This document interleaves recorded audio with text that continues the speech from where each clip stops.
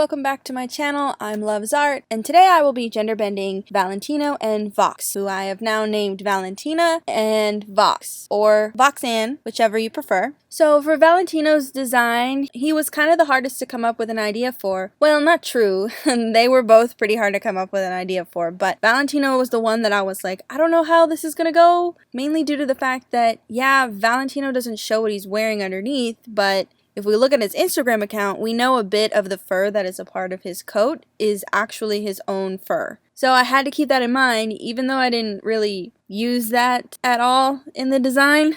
Other than if you look at her hands, it looks like she's wearing cuffs, but she's not. It's actually fur growing out of her wrists. But anyway, when I was getting started, I tried to keep in mind the time period and the job that Valentino has. But like, the outfit he is wearing is very much a costume version of a pimp. A lot of pimps' outfits do share like identical traits to that outfit, but they do have a lot of things that can tell them apart.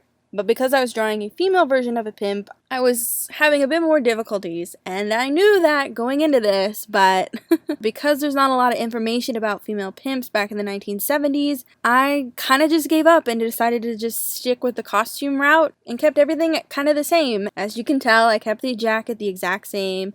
I just popped the collar up to make her look bigger and to make her chest look bigger, because I wanted a lot of emphasis to be drawn in that direction. I also changed the hat to a sun hat, but kept the moth feather and his antenna. I just curled them a bit. Anyway, I was mostly just freehanding a lot of stuff. I just wanted to make Valentino as ho-ish as possible, because on his Instagram, he's very ho-y and extremely flamboyant, so it had to stay in like that vicinity of fashion. So I looked at a ton of specific outfits to figure out what I was gonna do, but couldn't find anything helpful. So I just freehanded some of the outfit, because originally it was gonna be kind of like a tight fit pantsuit kind of style, but then I completely scrapped that and just started with making a boob window and working my way down from there. But I wanted to make sure that with this boob window, she could show off as much as she wanted. But if you go further down, that V-cut like swimsuit thing was originally going to be pants, but like I said before, I was like, no, that's not sexy enough. She would not be covering up her legs. So I scrapped that and kept this, which I think is like super nice.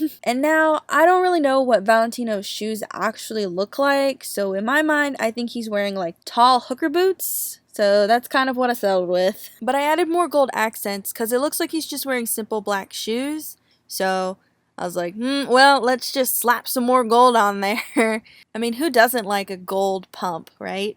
Plus, I don't know if you can tell or not, but the gold, like, accent on the top of the boot is supposed to be an upside down heart, to keep with the whole heart theme that's going on with him. But honestly, I took a lot of inspiration from his Halloween costume.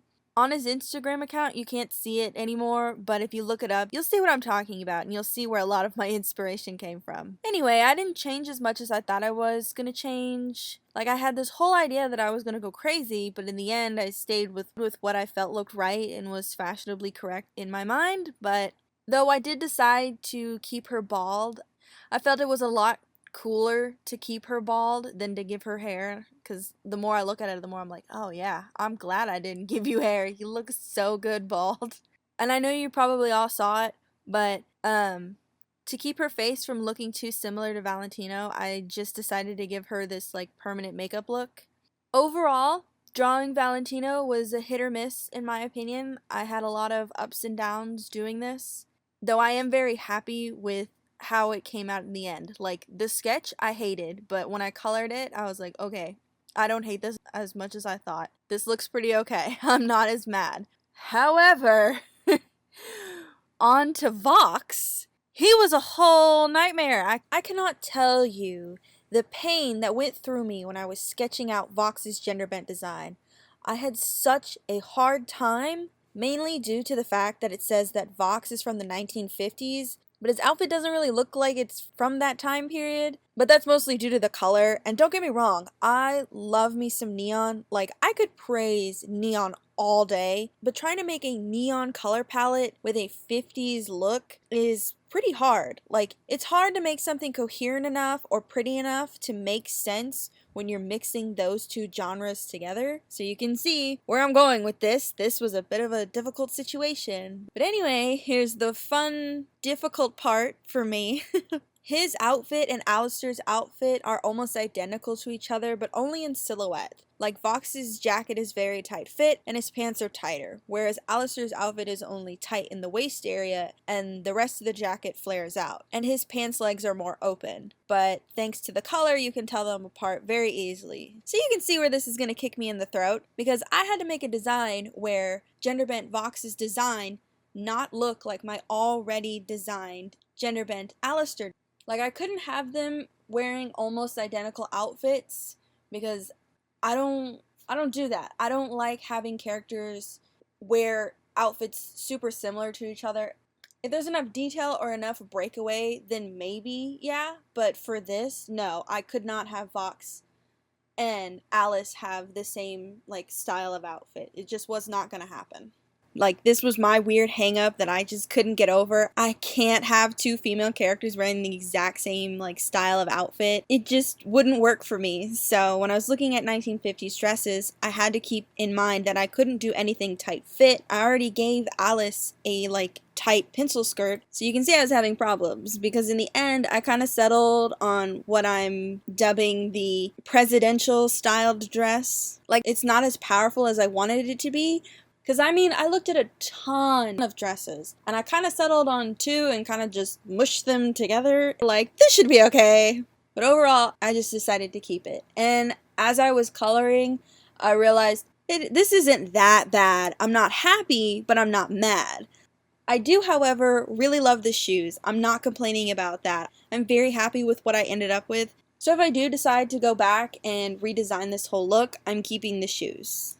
So again, I'm gonna rant again, but this was another difficult part for me, which was I spent maybe about an hour and a half debating on like 5 different hats to put on this woman's head. I swear, nothing I put on her looked good whatsoever, and I was like, I'm about to just give up. She's about to have no hat because I can't find something that looks good.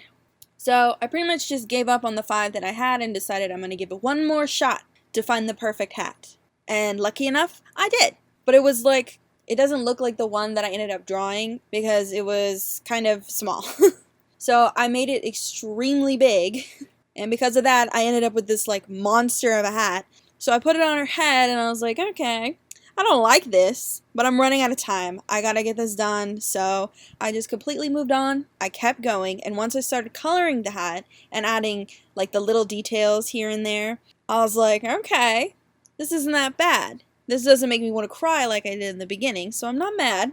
Overall, this was an experience for me because I'm the kind of person that likes to research a lot. I like to try to know everything about the character, and that way when you look at a character, you're like, I know everything about this character just by looking at them. That's me. I'm one of those people who love doing that. So doing this with the amount of information that I knew about these 2 characters, which was not a lot, was a struggle. Don't get me wrong, I'm used to like freehanding a lot of stuff and like going ham on crazy designs, but doing a character that already has established characteristics and a timeline really puts me in the headspace that I have to get like all the tiny details right. But, you know, it is what it is. So I hope you enjoyed my struggle and appreciate how hard I tried. So thanks for watching me have this big meltdown. I hope you enjoyed it. Oh, wait, I have one quick side note, little thing before I completely say goodbye. So I have planned, and everyone on my Instagram knows this, I have planned to make a complete animatic of the Attic music video with my Genderbent designs. It's gonna take me a little bit of time to completely finish the whole thing because I'll be doing it by myself. So in the meantime, I hope you can all enjoy the next iteration of the Genderbent saga that I have created for myself, where I will be doing the Hell of a Boss cast. That includes the main characters, Anne Stolas, Octavia, Fizbo, and Verasica. Maybe her gang. I haven't truly decided on that because that's a lot of characters, but we'll see how this goes. So thanks for watching my video. I hope you enjoyed it and have a good day. Bye!